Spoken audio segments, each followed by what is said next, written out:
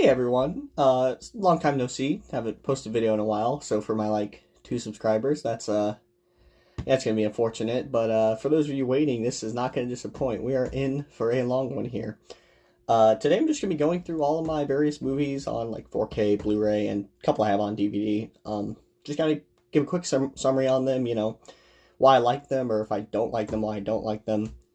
And yeah, we'll just go right into it. So first I'm going to start with all my boutique releases. First we'll start with Arrow Video. First one up is Hideo Nakata's Dark Water. This is a very effective J-horror film. I'm not super versed in J-horror. Like Takeshi Miike, I know a lot of his stuff. I know some older stuff. But this is one that really spoke out to me. It's very restrained in terms of gore. So if you're very queasy, if you don't really like slasher films, this is a great, effective psychological horror film for you. Next up is Paul Schrader's American Gigolo. I've actually not seen this one. This is one of Paul Schrader's films I haven't checked out yet, but I really like his writing work, obviously, on Taxi Driver, Raging Bull, and I love his directorial work, like Mishima, Life in 4 Chapters, and First Reformed. So I will definitely get to this at some point. Great Richard Gere performance from what I've heard. One of his breakthrough roles, so definitely worth checking out. Next we have his True Romance. This is probably my favorite Quentin Tarantino movie, which is funny because it's the one he didn't even direct. This is directed by the late, great Tony Scott, who is kind of a blind spot in my filmography. I've seen, Top Gun? I've seen True Romance. I've seen Days of Thunder, I think was Tony Scott? I'm not 100% sure. But that's really all I've seen from him. I need to deep dive more into it because this is a fantastic film. The cast is stacked. Patricia Arquette is phenomenal in it.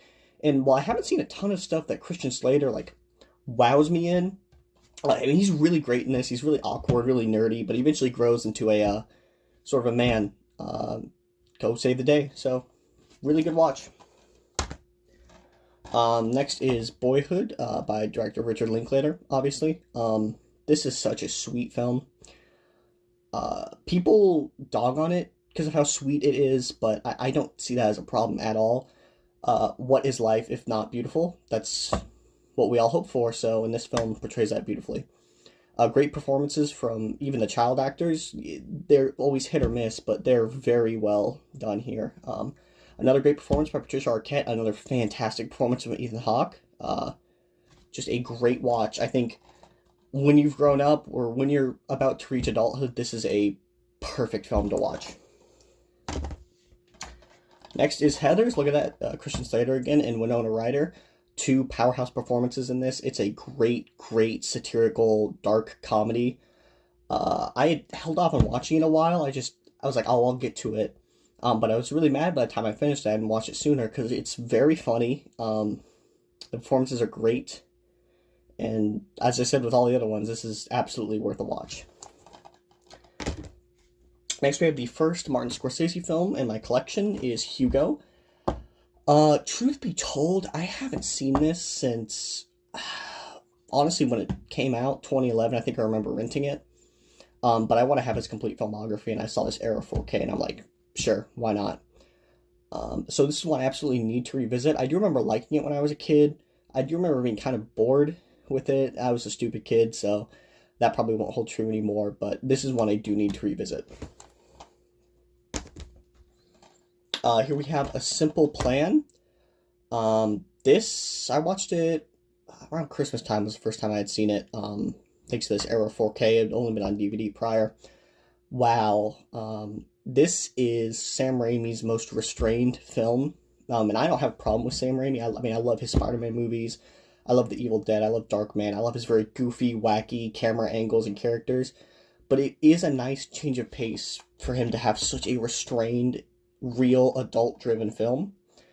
Bill Paxton, rest in peace. Oh my, this might be my favorite performance from him. He's so good in it. Obviously, Billy Bob Thornton was, I think, nominated for Best Supporting Actor. Definitely deserved. Bridget Fonda, not super familiar with her. I haven't seen a ton of her stuff, but I mean, she is very good in it. If you want just a nice, slow burn adult thriller, you cannot go wrong with this. Here is Arrow's release of the 2009 Friday the 13th. This is actually, maybe sacrilege to some people. I don't really like the Friday the 13th movies. I like this one. I like Jason X, and that's really it. This one's it's a very mean movie. It absolutely fits in with all the other mid 2000s slasher remakes like Texas Chainsaw or Nightmare on Elm Street. Very, very gory and just very mean and dirty film, which I think works for Friday the 13th, where it doesn't really work for something like Nightmare. I think it works excellently here. Alice, Sweet Alice. I'm not going to go too much into this one because I think this is one that really benefits from going in blind. It's a, when was it made? 1976, so mid-70s, very early, it's not a slasher, but a very early type of this horror film. And I just going blind. I think I saw it for the first time last year. I went in completely blind and I was blown away. So absolutely worth a check out. Elvira, Mistress of the Dark. If you want creepy, if you want goofy, this is a perfect movie for you. Just a really great horror comedy with Elvira as the star, full of charisma, full of lots of other stuff when you see the movie, but definitely worth a watch. It's really good. I'm not really going in depth into any of these. I'm just saying they're good, basically. But I mean, they're all good.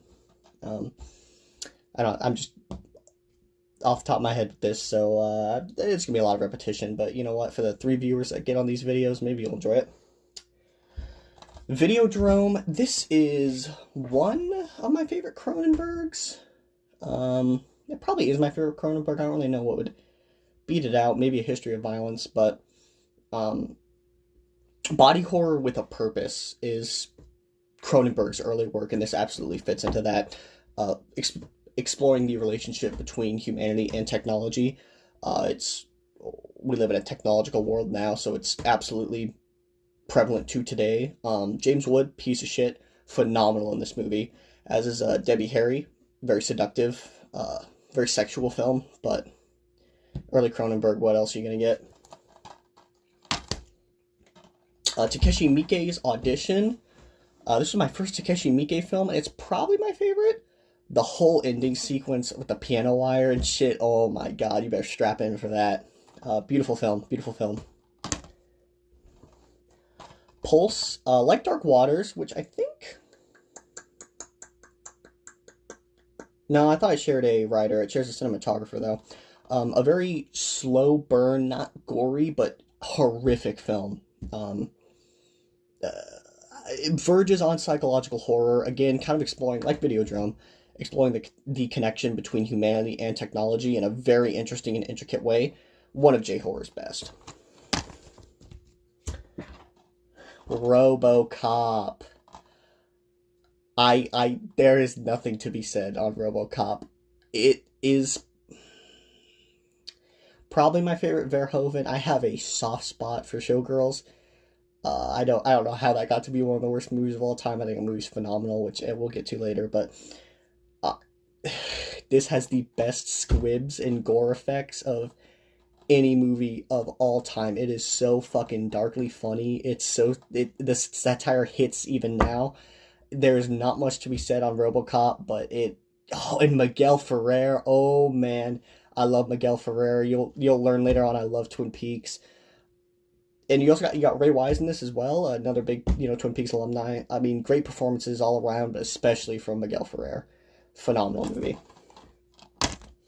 Last of my Arrow releases is The Exorcist 3, which...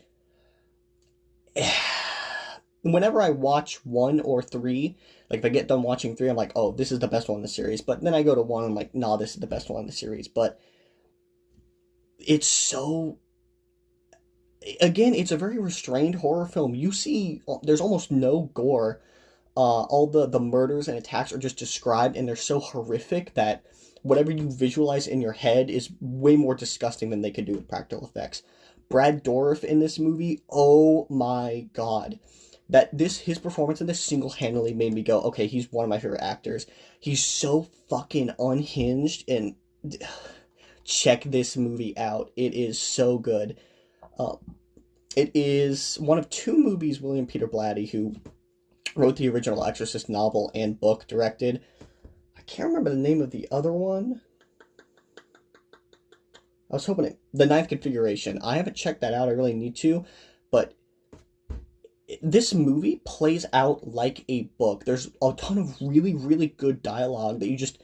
The way it flows is unlike a movie, and it works for this. It makes a very weird atmosphere, which the movie plays off of very well. So that's it for all of my Arrow releases. Now we'll go on to Shout Factory.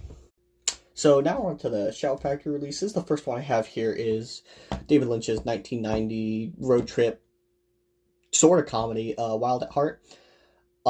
This isn't one of Lynch's more talked about films. It's not seen as one of his masterpieces, but I still adore it to death, and I think all of his films are masterpieces. But you got Laura Dern, Nicolas Cage, Harry Dean Stanton, Willem Dafoe, Crispin Glover too. Yes, Crispin Glover, Isabella Rossellini, Diane Ladd. Great performances all around. Ladd was nominated for Best Supporting Actress, absolutely deserved. Wild at Heart, wild, goofy film with a lot of unnerving shit as well. It's David Lynch. You're gonna get some unnerving stuff. If you're a Lynch fan but haven't checked this movie out, which a lot of Lynch fans don't really gravitate to this movie. They don't really go, oh, I need to watch Wild at Heart. They kind of skip over it. Don't skip over it. It's a great time. It is a great time. Next up is Fargo. One of my favorite Coen brother movies. It was first or second I watched from them, and I guess maybe that goes with it. But Frances McDormand, I mean, what a performance. What a performance. Steve Buscemi, probably my favorite Buscemi performance. He's so fucking funny in this, in a way that it is not usual for him to be funny. William H. Macy, if you know him, he always plays shithead losers, and that is absolutely not, absolutely is the case here. The cinematography is gorgeous. It all takes place in, Minnesota snow. It's beautiful. It's beautiful whenever the snow is punctuated with red blood. I think it looks gorgeous. It's a striking look. And you gotta talk about the accents. They're the funniest accents I've ever heard. Whenever I go to Minnesota, I hope everyone talks like this. We got the remake of The Blob. Have not seen the original, but have seen this. Written by Frank Darabont, of course, writer-director of Shawshank Redemption, Green Mile, The Mist. Not directed by him. This was Chuck Russell. Not super familiar with his filmography. This is the only thing I've seen from him. That at least I can remember. I mean, it is... You can tell it's a remake of a 50s film, but that's not necessarily a problem. The Blob is disgusting in this. As the movie gets on, it gets like pinker and fleshier as it consumes more and more. The practical gore effects are fantastic, and the way the film is structured is super interesting. I'm not trying to delve into spoilers, but like for the first 30 minutes you're following this one character and you're like, oh, okay, that's gonna be our final guy. Nope, he is gone in an instant. I mean, you watch this for the practical effects. They are so revolting. It's a great watch. The Scream Factory 4K is gorgeous, so no worries there. Carrie, one of my favorite De Palma films. I think the first Stephen King adaptation. I think this is the first one made. What a way to start. I mean, everyone's seen this movie. I don't have much to say on it, but it's great. I also love, I love this poster. I actually have it hanging up on my wall. It's one of my favorite posters. I love just the design of it. But yeah, great movie. Next we have David Cronenberg's Dead Ringer, starring Jeremy Irons, and doesn't say who else is in it. I can't really remember who else is in this. Not one of my favorite Cronenbergs. People really like this movie, so it's just a me thing. It's not bad at all. It wasn't one I necessarily gravitated to, but I can see the appeal, and I can see what he's going for here. And some of it works, but some of it just simply didn't for me. I do recommend you watch it, though. Again, it's not a bad film. It didn't appeal to me. We have some dog shit coming up. It's the 2006 Silent Hill movie. I mean, it's not a good movie. It's not a good adaptation of the games. What the movie adapts in terms of the town and the monsters just don't work, because It's taking a lot of the imagery from Silent Hill 2 without adapting Silent Hill 2, which if you know anything about Silent Hill, it doesn't really work. But I am a huge fan of the game, so I'm like, I saw this on sale for like $15. I'm like, sure, why not? Not a great movie, but it's fun to watch every once in a while. This is my favorite of the Romero Dead movies. It's really close between Night of the Living Dead and this one. Dawn of the Dead is a great movie. It is not one of my favorites. But this is just bleak as bleak can get. Oh my god, you'll hear. I mean, this is all I talk about with horror movies, but they always impress me. The gore. Tom Savini obviously did this. He brought his A game to this. When the scene where the colonel is just getting ripped in half. Oh my god, that's worth the price of admission itself. But a very, very interesting premise. Exploring the depths and depravity of humanity in their final moments. It is my favorite Dead movie. Again, Night of the Living Dead, very, very close, but I think this one does overcome it for me. John Carpenter's Vampires. I'm not necessarily a big John Carpenter fan. I really like some of his movies, but most of his movies just don't do it for me, and this one doesn't really do it for me, but a batshit insane performance from James Woods. A really rare performance from Sheryl Lee. She doesn't really have very many major roles besides like Twin Peaks. But she's a big supporting player in this, and I think she's great. It's very interesting to see Laura Palmer in a role like this, but not a good movie, but it is a guilty pleasure. Last up for my Scream/Shout Factory is Werner Herzog's version of Nosferatu. This is my favorite version of Nosferatu. Obviously, the two other versions are fantastic. The original is a classic. The new Robert Eggers version is very, very good. But this one, it's Herzog doing Dracula, which is actually my second favorite Dracula adaptation besides one we'll see later. But Klaus Kinski, I mean, he's Klaus Kinski. What a shithead, but dude, Herzog could get some magic out of him. And what's her name? I'm gonna butcher it. Isabella Johnny. She's very, very great in this as Mina Harker. And she's also, I don't have it. The 4K is really expensive, but Possession, she is a show stealer and she is phenomenal. But I mean, Herzog's Herzog. You're not gonna have a bad time watching this. It's very slow, which some people have a problem with, but I don't have a problem with slow movies as long as, I mean, this kept me engaged throughout. It's interesting. This has both a German and English version, and most of the time you're like, oh, it's just a dub track. No, the German version and the English version were filmed separately with the same actors. So they're basically the exact same movie. It's just in one, the actors are actually speaking German, and in the other, they're actually speaking English. So it's interesting to watch both of them. So that's it for the Scream and Shout Factory. We will move on to Kino Lorber next. Like I said, next up we have my Kino Lorber releases. First off is, like we left off with, this is the 1922 version of Nosferatu.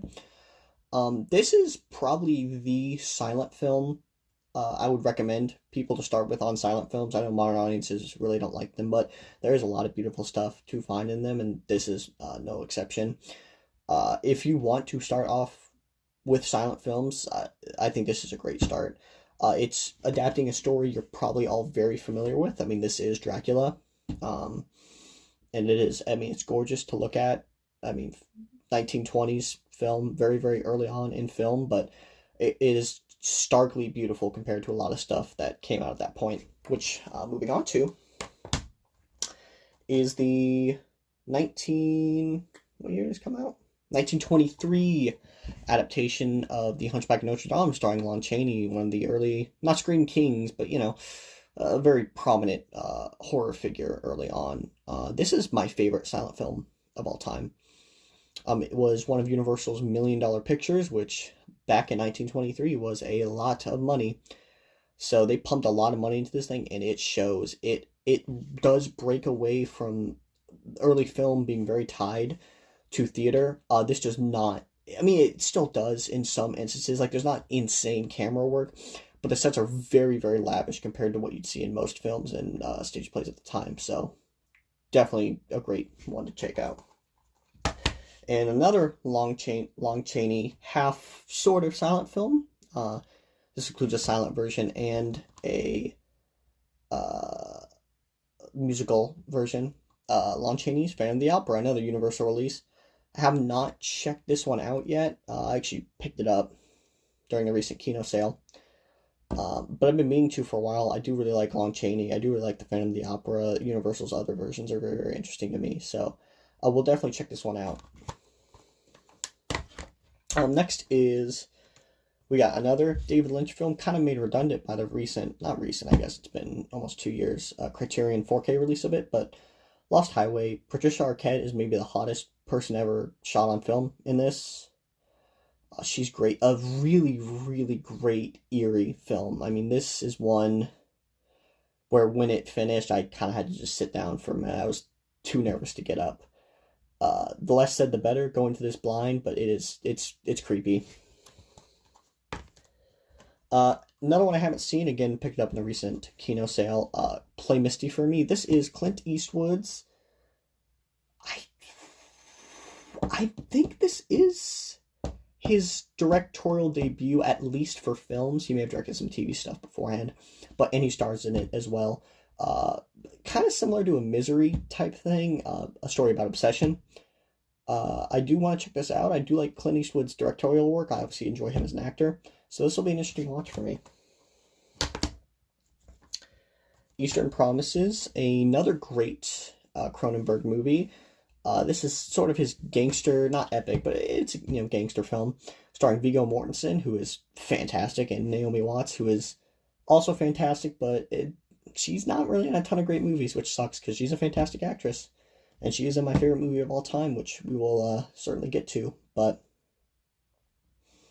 one of my favorite Cronenberg movies, and definitely one of my favorites from his 2000s onward, this, A History of Violence, A Dangerous Method, all fantastic. His other stuff is great too, but those three really stand out to me, and this one is a great watch. A Fistful of Dollars. I actually don't have all three of the no-name films. I have A Fistful of Dollars and Good, Bad, Ugly. For a few dollars more is probably just my least favorite, so I haven't picked that one up yet. But obviously Clint Eastwood Western, it's going to be good. It's definitely worth the time. Sergio Leone, fantastic director. Yeah. This is a great movie. Now this one here, The Good, the Bad, the Ugly. I mean, this is the Western to end all Westerns. If you've ever heard of a Western, you've heard of Good, Bad, Ugly. Sergio Leone, Civil War era. It's a sweeping epic. The score is just... you know the score. You've heard the score. It's the Western score. Clint Eastwood is great. This is my favorite no-name look. He looks fucking badass in this. Great movie. Invasion of the Body Snatchers, another fantastic remake of, I believe, a 50s horror film. This absolutely just destroys the original. And the original is not a bad film, but I don't really ever want to go back to it after watching this. Donald Sutherland, rest in peace. Phenomenal in this. A really early Jeff Goldblum performance. He's very good in it. He obviously, this is very early. He hasn't pivoted into his I'm really goofy phase yet, but a great film with some really eerie imagery and some really disgusting imagery too. It's pretty nasty at times. To Live and Die in L.A., a classic William Friedkin film, which you could say about any William Friedkin film. One of the few major performances from William Peterson, mostly known for his TV stuff, obviously starred in Manhunter, which is a fantastic movie, which we will get onto later. Also co-starring Willem Dafoe, one of the greatest car chases in all of cinema history. Do yourself a favor and check this one out. Al Pacino in Serpico. I love Pacino. He's pre-2005. Pacino is one of my favorite actors. He doesn't disappoint in this. A movie about an honest cop in a world of corrupt cops. It's a story you've seen before, but it is really well told here. And we've got just a couple oddball releases. We've got a couple Paramount Presents releases. This is Bringing Out the Dead. Not a lot of people's favorite Scorsese film, but it's one of mine. You're tired by the end of this thing. He set out to make you feel like the paramedics were following, and he succeeded. Nicolas Cage is very restrained in this. A great Nicolas Cage performance. He can put out a fantastic performance when he wants to, and he absolutely puts one out in this one. It's a claustrophobic nightmare of a film, but it's really good. One of the few Alexander Payne movies I've seen this. I've seen The Holdovers, maybe one more, but I can't remember off the top of my head. Matthew Broderick is very funny in this. He's so passive-aggressive. There's the one scene where he's interviewing Reese Witherspoon's character, and he fucking goes and takes that sip of water, and he's like, I got you. Great movie. Reese Witherspoon is very, very annoying in it, which is, that's what she was going for, so that worked out well. A good comedy. Good comedy. Last up, we have Hundreds of Beavers. This is the Looney Tunes movie to end all Looney Tunes movies. I mean, it's not even Looney Tunes, but you know what I mean. It is a hoot and a half. I've seen this 3 or 4 times. I got to see it in a theater one time, and that was maybe the most fun theater experience of my life. The audience loved it. They were all laughing along to the great physical comedy bits. It's a really great slapstick comedy that you should not miss out on. Okay, next up, I will be going over all my various Steelbook releases. I don't collect Steelbooks as much as a lot of other people. I don't have that many, but I'm pretty proud of what I have, and all these movies are movies I really enjoy if I do have them on Steelbook. I'm going to try and speed this up, so I probably won't be talking about the movies as much, but for the Steelbooks, I'll definitely be showing you all the beautiful art they have on them. So this is a Nightmare on Elm Street. This is the 4K release. Original theatrical poster art. Gorgeous. One of my favorite shots from the movie. And then the interior just has Freddy Krueger in the boiler room. I mean, really good movie. Obviously the best of the series. Here is Pale Rider, a Clint Eastwood movie. This is one of the 3 4K titles they recently released out. I really like that art. This is the only one I hadn't seen that I haven't picked up yet, but I definitely will get to it soon. Him on his horse. And that is the 4K, I think I already said. Outlaw Josie Wales. One of my favorite Clint Eastwood westerns, to be honest. I don't know why it appeals to me so much, but it does. It's really, really well shot. He directed it, I believe. Yes, he did. He did direct this one. But yeah. Great movie. Dirty Harry, which might be just one of my favorite Clint Eastwood movies ever. It's definitely up there. And the art on this release is gorgeous. They got the Scorpio Killer inside. Beautiful film. The 4K could have been done a little better. There's some DNR, which is unfortunate. And the Atmos track isn't great. I just used the original mono, but it's good enough. Wizard of Oz, a classic film. I'm sure all of you have seen. Not much needs to be said. There's the main group there. Kind of lackluster steelbook art. I honestly would have preferred something like that on the front, but, it's still cool. Jackie Brown, my favorite Quentin Tarantino movie that he actually directed. Obviously, overall is True Romance, but he only wrote that. Pam Grier is phenomenal in this. Robert De Niro is great as well. Oh, you can't really see. Here, I'll take the discs out so you can see the art better. It's just the iconic opening shot of her on that airplane runway. But yeah, really, really cool film. Obviously, it feels like a Tarantino film, but it does kind of feel removed from his other filmography. It's the only movie of his that's an adaptation, adapted a novel. So that's kind of an interesting fact. Next up, we have maybe the perfect horror film, the Texas Chainsaw Massacre. I actually have 2 steelbooks for this. It has the original poster art, which I wish all companies would do when it comes to their steelbooks. The poster art's always great, and this is no exception. It's a fantastic poster. Back's kind of plain, but whatever. And then in there you've got the iconic dinner shot. Now what's unfortunate is this is a 4K release. Obviously it comes with the 4K Blu-ray. It does come with a Blu-ray, but that's only for bonus features. Which means I have to hang on to this release, which has the actual Blu-ray of the film. Pretty cool steelbook.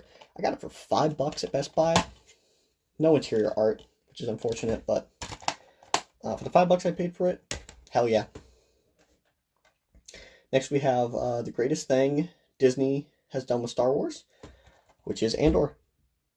I don't really care about Star Wars much anymore, but Andor is super good, and I'm super glad I actually got a physical release with this gorgeous art. Inside's got some, I'm not going to remove all the discs, but yeah, I was really surprised this actually got a physical release since it's a Disney Plus exclusive, but I'm really happy it did. Fantastic show. Next up is Satoshi Kon's masterpiece, Paprika. My favorite Kon film, they're all very, very close, but I think this one does take the cake. Kind of sucks that, that's my movie ticket from when I saw it. Kind of sucks Sony does this. The only way to get this in 4K is by buying a steelbook, which is currently out of print and going for like $90. Which sucks. I wish they would just do a standard release that you can get if you don't want the steelbook and it goes out of print. Next, this is the Mondo steelbook for Ghost in the Shell. The actual disc is horrible in this. The movie looks really, really bad. So if you want the steelbook, make sure to pick up the Lionsgate 4K as well, because it actually looks gorgeous. But this is a nice steelbook. I really like the art on it, so that's why I picked it up. Again, I got it for like $10. Next, this is my favorite Studio Ghibli film, The Tale of the Princess Kaguya, directed by the late, great Isao Takahata, director of Grave of the Fireflies as well. I got it for like $15, so I'm not complaining. The Ghibli steelbooks are very, very plain, and they're very easy to get all messed up with fingerprints, like you see it all over here. But this is actually a 3-disc set, because it has the Blu-ray, the DVD, and a documentary about the production of the film. So it's a really, really neat watch. But this is one of the most gorgeous animated films I think ever made. It is so unique to anything else Ghibli has put out, and I love it for that. Back to Satoshi Kon, we've got Perfect Blue, a very, very haunting watch. This isn't one I can revisit very often, but it certainly is worth a watch. It is a beautifully animated movie. Even comes with a booklet, Blu-ray and DVD, so, you know, basic stuff. Millennium Actress, this is just a beautiful film in terms of art, style, animation, and the story it's telling. It really is one of a kind. Satoshi Kon's one of the storytellers that can transcend time and space, and he displayed that masterfully here. Again, you get another booklet, which is kind of cool. Rest in peace to him. Only made 4 films, but they are all beautiful watches. So, next we have, this is Ultraman, the complete series. I have not gotten all the way through this. I've seen about half. Obviously it is very, very dated by today's standards, and there's front and back art. But I think it's still entertaining. Watching it and knowing that the limitations they had to go through, the shoestring budget they had, and obviously it's very early in not just Japanese television, but television as a whole, you can respect it a lot. Next we have The Exorcist. I'm not going to open this one up because it's in a protected case, but all the other releases of The Exorcist on 4K didn't have this original poster art, which is one of my favorite posters ever. So I had to get this UK exclusive steelbook, but I think it's worth it. This is a gorgeous release.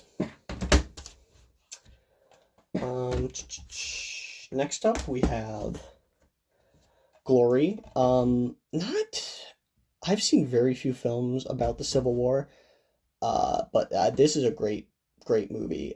Matthew Broderick in a serious performance. He's not in many of those. He's very good in this, though, and obviously Denzel Washington is a powerhouse. Morgan Freeman as well. At the back, you've got Denzel there. And the interior is the battalion as a whole. I do recommend this film. First time I saw it was like in 5th grade. We watched like an edited safe for school version when we were learning about the Civil War, so I checked it out then, and I really liked it since. I have not actually seen this movie. This is The Mask of Zorro, starring Antonio Banderas and Anthony Hopkins. The steelbook's really cheap, so I'm like, sure, I'll pick it up. It is 4K. Hopefully I'll get to it at some point. I'm sure I'll like it. It's a nice swashbuckling action film. Next we have Drive, Nicholas Winding Refn. I think it's how you say his name. Ryan Gosling starring, obviously, Carey Mulligan, Albert Brooks, who I love. Bryan Cranston and Ron Perlman as well. Again, this is Sony released this. The only way you get the 4K is to buy the Steelbook, which kind of sucks, but it's whatever, I guess. Same with Taxi Driver. Fantastic Martin Scorsese film. Again, nice theatrical poster art on the Steelbook. The only way to get this 4K is to buy the extremely expensive and out-of-print Columbia Classics, or just buy this. The 4K looks great. This is obviously a masterpiece from Martin Scorsese. Not one of my favorite films from his, but that's just because he has so many good ones that even a masterpiece like Taxi Driver can't make my top 5. Last two here is Bram Stoker's Dracula. My favorite Dracula adaptation, obviously directed by Francis Ford Coppola, all-star cast, Gary Oldman, Winona Ryder, Anthony Hopkins, and a admittedly not great performance from Keanu Reeves, but it's not as bad as you've heard. No art on the inside, which kind of sucks, but gorgeous steelbook. I love the poster for this, so I had to pick up this release. And last, but not least, is my favorite steelbook for one of my favorite movies of all time. I had to pick this up. This is a German import. I actually have a whole video on my channel about it if you want to check that out. Twin Peaks Fire Walk with Me. My second favorite Lynch film, only behind Mulholland Drive, which is my favorite film of all time. Gorgeous, gorgeous, gorgeous art. This is my favorite scene in all of Twin Peaks. And then this does come with a 4K and Blu-ray. I actually put the 4K for Twin Peaks from Z to A in here so I can have easy access to that. But gorgeous steelbook. I'm so glad I picked this up. And gorgeous release of the film. So yeah, not too many steelbooks, but you know, I'm happy with all the ones I have. So that's just going to do it for part 1. I have too many movies. I figured I could maybe power through this, but I love talking too much. So this is going to be a multi-part thing. So check out for the next part maybe tomorrow. Hopefully you enjoy. To my 1, 2, or 3 subscribers, if you're seeing this, hey, thanks for subscribing. Thanks for sticking out through the content drought. You know, maybe it'll happen again. Probably will happen again. But for now, content daily until this series is over. So everyone, yeah, thanks for watching. Have a great rest of your day, and see you at the movies.